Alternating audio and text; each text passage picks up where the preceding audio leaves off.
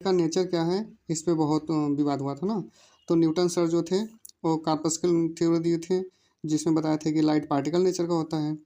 और हाइजेंस साहब आए तो उन्होंने वेव फ्रंट थ्योरी दिया और बताया कि लाइट वेव नेचर की होती है। और थॉमस यंग आए, उन्होंने वाईडीएसी एक्सपेरिमेंट किया और बताया कि लाइट वेव नेचर होती है। फिर आइंस्टीन सर आए, उन्होंने बोला ना तो वेव वेव नेचर होती है ना तो पार्टिकल नेचर की होती है, लाइट का डुअल नेचर होता है। और उन्होंने फोटो इलेक्ट्रिक इफेक्ट द्वारा इसे प्रूव भी किया photon E is equal to H nu या E is equal to s c by lambda. ये फार्मूला बहुत यूज होता है। E is equal to 12,400 upon lambda. ये लेमडा जो होता है एंगस्ट्रॉम में रखते हैं, और जो एनर्जी आती है वो इलेक्ट्रॉन वोल्ट में आती है ना। तो अब इलेक्ट्रॉन वोल्ट से जूल में बदलने के लिए हम एक electron volt equal to 1.6 into 10⁻19 joule से मल्टीप्लाई कर देते हैं। Momentum of photon P equal to H upon lambda. ठीक, एच जो इसमें प्लांक कांस्टेंट हो गया, या फिर P equal to E upon C.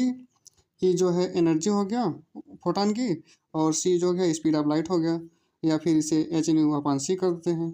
H का वैल्यू होता है 6.6 इंटू 10⁻34 जूल सेकेंड, और स्पीड ऑफ लाइट होती है 3 × 10⁸ मीटर पर सेकेंड।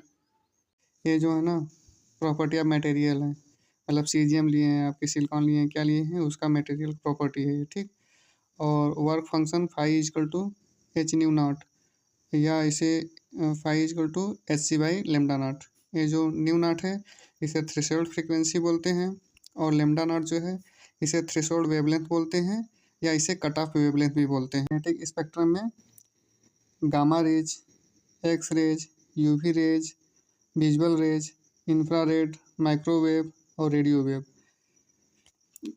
गामा रेज से रेडियो वेव की तरफ जाने पे लैम्डा मैक्सिमम होता है इधर, इसलिए फ्रीक्वेंसी इसका मिनिमम होता है रेडियो वेव का, और इसकी एनर्जी भी मिनिमम होती है, क्योंकि एनर्जी जो होती है वो फ्रीक्वेंसी के प्रोपोर्शनल होती है, और लैम्डा के इन्वर्सली प्रोपोर्शनल होती है।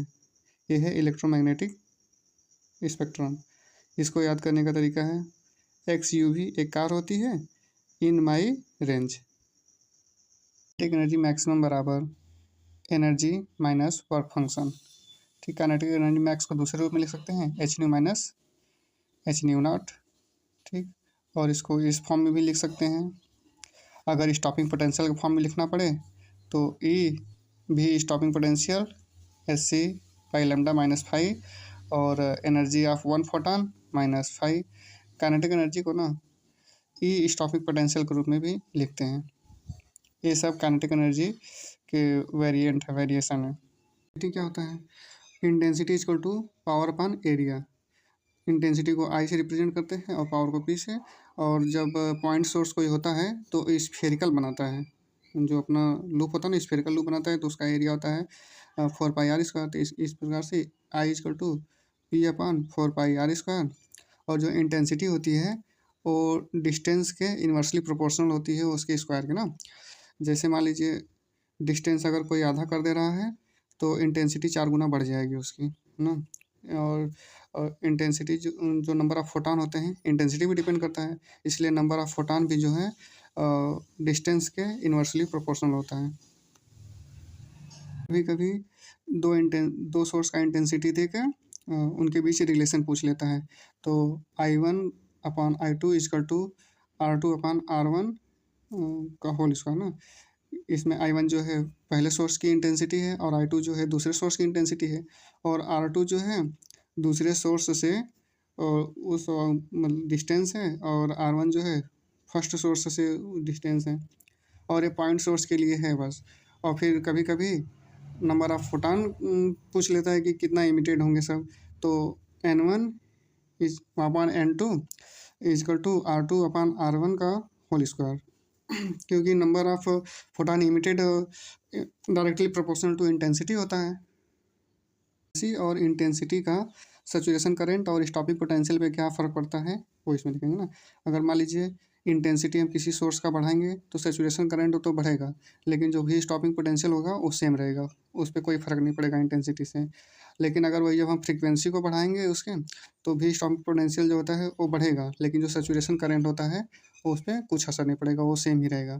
क्योंकि सेचुरेशन करंट जो है इंटेंसिटी पे डिपेंड करता है, और जो स्टॉपिंग पोटेंशियल है वो फ्रीक्वेंसी पे डिपेंड करता है। हाइपोथेसिस इन्होंने बताया था वेवलेंथ जो होता है, wavelength equal to H upon P. P क्या है, यहाँ मोमेंटम है, इसको दूसरे फॉर्म में एच अपान एम भी लिख सकते हैं, क्योंकि मोमेंटम बराबर होता है एम भी ना। इसमें प्लांक कांस्टेंट जो है उसकी वैल्यू होता है 6.6 इंटू 10⁻34 किलोग्राम मीटर स्क्वायर पर सेकेंड, और इसमें मास ऑफ इलेक्ट्रॉन जो होता है 9.1 मल्टीप्लाई 10⁻31 kg।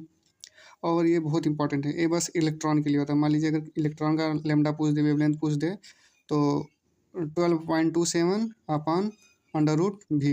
भी क्या है, एक्सीलरेटिंग पोटेंशियल है, और जो वैल्यू आता है ना एंगस्ट्रॉम में आता है। ये बहुत ही इंपॉर्टेंट फार्मूला है, डायरेक्ट आंसर आते हैं इससे। वेव का ही या डी ब्रॉगली वेवलेंथ का ही एक्सपेंडेड फॉर्म ना।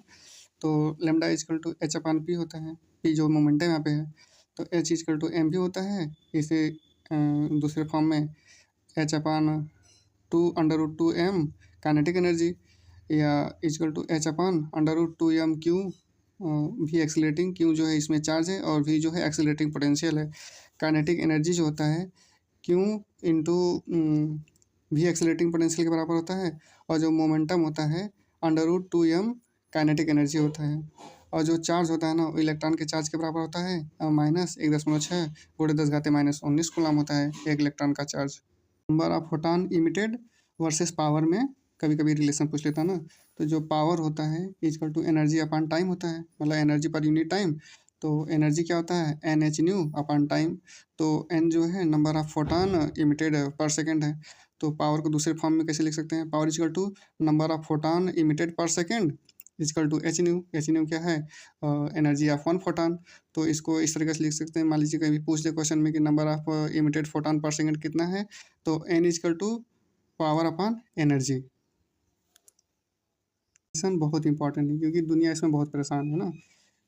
लेमडा जो है वेवलेंथ इन्हीं तीनों पार्टिकल को दे दे के कंपेयर करवाता रहता है। तो मान लीजिए प्रोटॉन दे दिया, या अल्फा दे दिया, अल्फा पार्टिकल, या न्यूट्रॉन दे दिया, ठीक।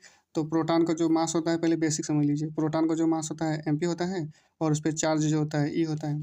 अल्फा पार्टिकल पे जो अल्फा पार्टिकल का जो मास होता है 4 mp होता है, मतलब प्रोटॉन का 4 गुना भारी होता है, और इस पर चार्ज जो होता है प्रोटॉन से 2 गुना होता है, 2e होता है। और न्यूट्रॉन जो होता है प्रोटॉन से 2 गुना भारी होता है, और उस पर चार्ज सेम ही होता है। इसका ये जो मेनली है ना, बार बार डिफरेंट डिफरेंट पार्टिकल दे देके इन दोनों, मतलब उन दोनों में लेमडा का ही कंपेरिजन करवाएगा। एब्जॉर्बिंग सरफेस के लिए मोमेंटम, फोर्स और प्रेशर, रेडिएशन प्रेशर के बारे में पूछता है ना, तो कम्प्लीटली एब्जॉर्बिंग सरफेस के लिए है। तो मोमेंटम, चेंज इन मोमेंटम क्या होता है, पी के बराबर मोमेंटम के बराबर होता है, और मोमेंटम क्या होता है, E/c होता है।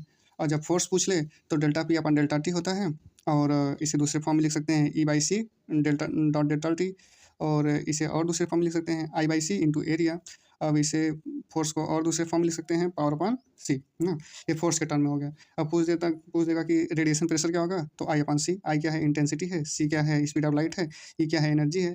अब इसका एक दूसरा फॉर्म भी है, कंप्लीटली रिफ्लेक्टिंग सरफेस। तो जब रिफ्लेक्टिंग सरफेस बोलेगा तो जहाँ पे ई है ये 2E/c हो जाएगा, और पावर जो है मतलब 2 से मल्टीप्लाई हो जाएगा, इसमें हर फॉर्मूले में ऊपर 2 से मल्टीप्लाई हो जाएगा। और इंसिडेंस प्रेशर जो हो गया वो 2I/c हो जाएगा, वो कम्प्लीटली रिफ्लेक्टिंग सरफेस के लिए हो जाता है।